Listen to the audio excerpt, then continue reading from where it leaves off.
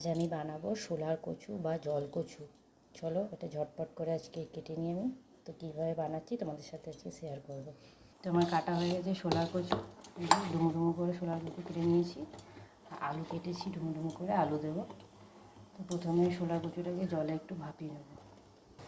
শোলার কচুটা ভাপানোর জন্য বসিয়ে দিয়েছি। এর মধ্যে দিয়ে দেবো 1 টেবিল চামচ নুন, যাতে কি গলাটা না চুলকায় বা গলা না ধরে। ধরার তো কথা না, কারণ আমি খোলার কচুটাকে প্রথমে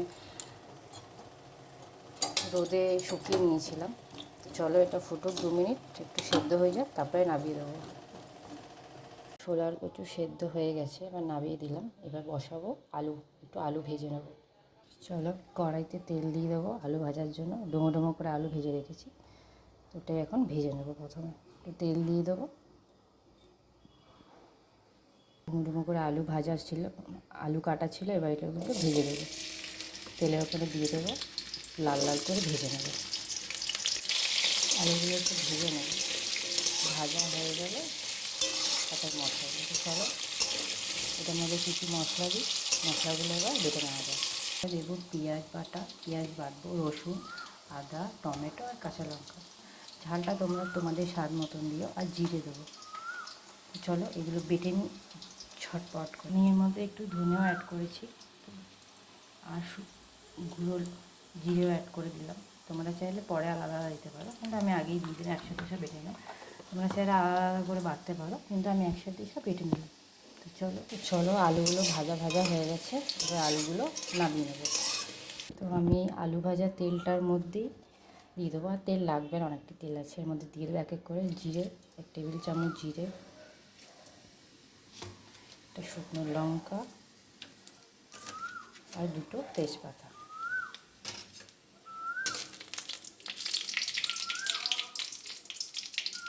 দিয়ে দেবো মশলাগুলো, যেগুলো বেটে রেখেছিলাম সেই মশলাগুলো এক এক করে মশলাটা দিয়ে দিয়েছি। এবার ভালো করে একটু ভেজে নেব মশলাটাকে।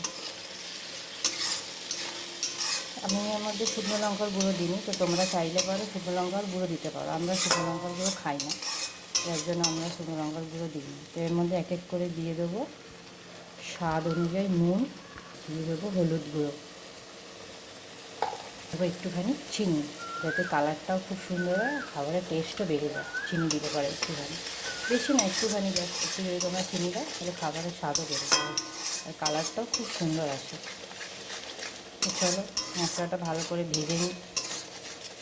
খুব মশলার কালারটা কী সুন্দর এসছে, গুঁড়ো লঙ্কার গুঁড়ো না দিয়েই কত সুন্দর কালার এসেছে। চলো এর মধ্যে এক এক করে দিয়ে দেবো। এখন হলো গিয়ে কচুটা দিয়ে দিলাম, ছোলা কচু। এবার দিয়ে দেবো আলু, ভেজে রাখা আলু থেকে। তো এটা ভালো করে কষাবো, যতক্ষণের থেকে তেল বেরোচ্ছে ভালো করে কষাবো এটাকে। এখন জল দেবো না, জলটা পরে দেবো। আমি ভালো করে কষিয়ে নেবো।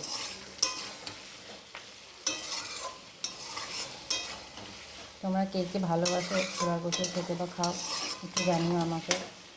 আমি তো এই ছোলার কচু প্রথম তরকারি করছি, আগে কোনোদিনও করিনি, প্রথম করছি। তো চলো এটা একটুখানি কষুক, ততক্ষণ আমি ঢাকা দিয়ে দিই। কী সুন্দর একটা জল ঝরে আস্তে আস্তে তেল বেরোচ্ছে, মশলাটা কষানো হচ্ছে। তা আরেকটু কষিয়ে নেবো, তারপর জল দেবো। এখন জল দেবো না, একটু কষুক। যত ভালো কষবে তত ভালো স্বাদ আসবে।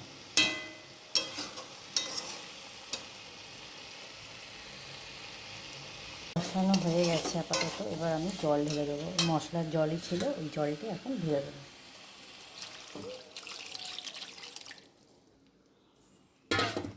জল দিয়ে দিচ্ছি, এবার একটু ফুটবে, তারপরে আমাদের রেডি ছোলার কচুর তরকারি। দেখো একটু শুধু কালারটা, আর এটা কী সুন্দর কালারটা এসছে। তো চলো ঢাকা দিয়ে রেখে দিই, কিছুক্ষণ ফুটুক। ফুটে আবার আসছি তোমাদের সাথে দেখা করতে, কেমন হয়েছে তোমাদের দেখাবো লাস্ট ফিনিশিংয়ে। দিয়ে দেবো লাস্ট পাতে গরম মশলা।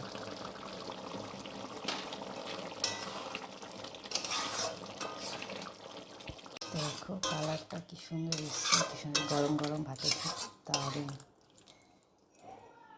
তো জানিও কেমন হয়েছে সবাই।